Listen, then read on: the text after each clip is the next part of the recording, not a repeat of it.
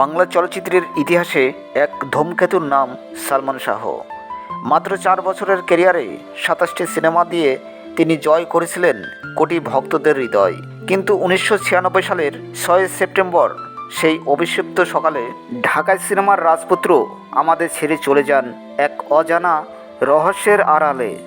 দীর্ঘ 27 বছর পার হয়ে গেলেও আজও ভক্তদের মনে একটাই প্রশ্ন, প্রিয় নায়ক সালমান শাহ তিনি কি সত্যি আত্মহত্যা করেছিলেন নাকি এটি পরিকল্পিতভাবে হত্যাকাণ্ড?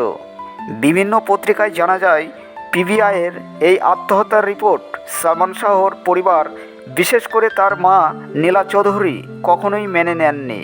তিনি এই রিপোর্টকে মন গড়া হিসাবে আখ্যা দিয়েছেন। বর্তমান আপডেট অনুযায়ী 2025 সালের অক্টোবর মাসে ঢাকার আদালত এই মামলাটিকে পুনরায় হত্যা মামলার হিসাবে গ্রহণ করার নির্দেশ দেয় এবং নতুন করে তদন্তের আদেশ দেয়। সর্বশেষ খবর অনুযায়ী 2026 সালের শুরুতেও এই মামলা নিয়ে আদালতে শুনানি চলছে। সালমান শাহর মামা মোহাম্মদ আলমগীর এখন এই মামলার দায়িত্ব পালন করছেন। অভিযুক্ত 11 জনের বিরুদ্ধে নতুন করে তদন্ত আবেদন জমা দেওয়ার জন্য আদালত আগামী 9 এপ্রিল 2026 তারিখে ধার্য করেছেন। তবে ভক্তরা ভীষণ আগ্রহে অপেক্ষা করছেন এই নতুন তদন্ত কি কোনো নতুন সত্য সামনে আনবে। আজও প্রিয় নায়কের কবরের পাশে ভিড় করেন হাজার হাজার ভক্ত।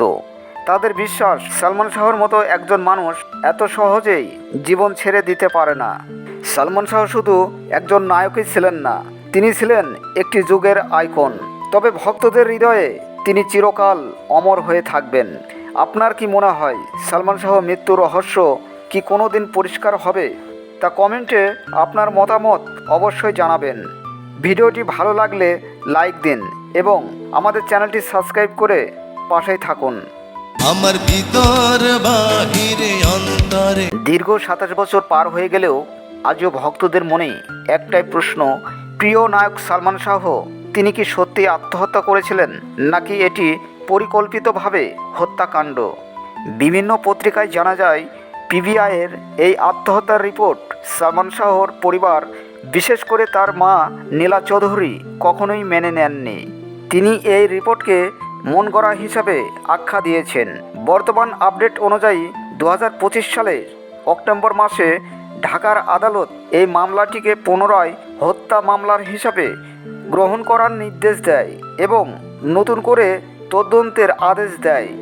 সর্বশেষ খবর অনুযায়ী 2026 সালের শুরুতেও এই মামলা নিয়ে আদালতে শুনানি চলছে। সালমান শাহর মামা মোহাম্মদ আলমগীর এখন এই মামলার দায়িত্ব পালন করছেন।